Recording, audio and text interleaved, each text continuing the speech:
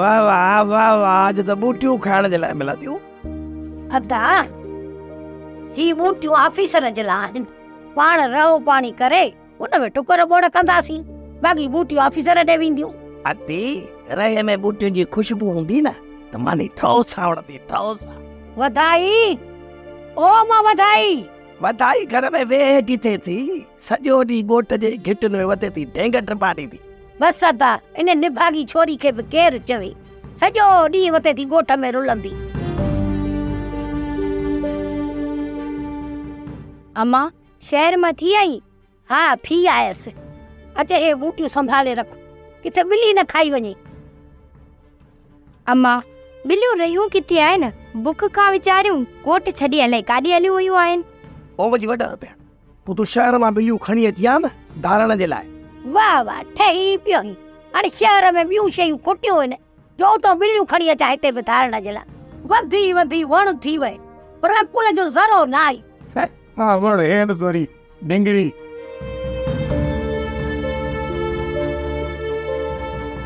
उमर मुंह नथा विसरने बाणन दादा बाण दादा राथिया हन स्याड़ा।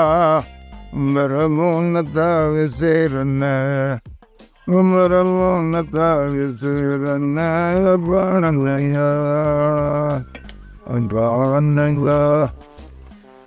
बाबा जी बाबा बटे ॿिया बि रसा ठाहे वठजांइ, सभु ख़तम थी विया आहे। पिणे खे गंद को टंगू आहे, बाक़ी कम जी ॻाल्हि न कजांसि। तूं त सही गारे जा चला पिसी बूटी हमारे ॿिया धंधा छूटा, हाणे अचे रसा ठाहियां। ॿिया कम दुनिया में आहिनि ई कोन। अबा ॿकिर न ठिकरंदी न त रसा ठाहींदो रहंदो आहे। बाक़ी हा पाणे जेकॾहिं फाहो खाइणु चाहे स्पेशल वाट ठाहे ॾियासि, बबुलनि में फाहो खाई मरे। तव्हां पाण में न विड़ो, मूंखे सुट ॾियो त मां पाणे ठाहे थी वठां रसो।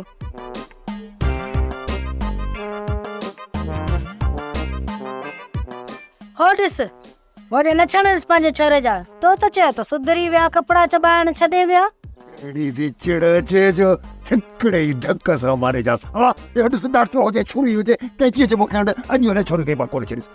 अड़े चोरा मूंखे तो ते एतिरी थी चिड़ अचे, एॾी थी चिड़ अचे जो हिकिड़े ई धक सां पटीअ ते मारे जाए। पर ख़ुदा जो ख़ौफ़। अमा हिम्मत कर पर ठहियो पर डॉक्टर खे पुट तुंहिंजी हर शइ कटी तुसि जेका तुंहिंजे वात में थी अचे वात में। ओ बाबा कुछ भी कर पर अदा कोन मुड़ंदई। घणी आदत छॾियो न दे। उहो त ॾिसण में अचे थो बा, त तूं कपिड़े खाइण जी आदत छॾे वियो हुई। छोरा तुंहिंजी शयूं कटे कटे मुंहिंजा त औज़ार ई सभु मुॾा थी विया आहिनि। होशियारी कर अबा न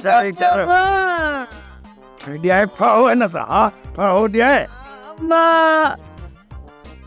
अब्बा हाणे गोलियुनि ते पता त कीअं कटके। पुट यो तुंहिंजो मसालो आहे, मुंहिंजो मसालो कोन्हे।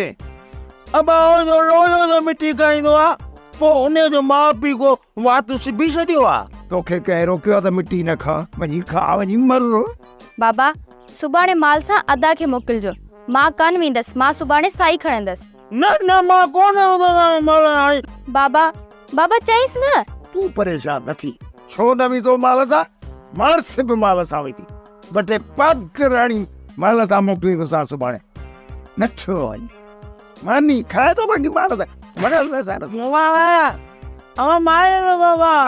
छॾी थो बाक़ी दुश्मन थी अचे फाथो भागा।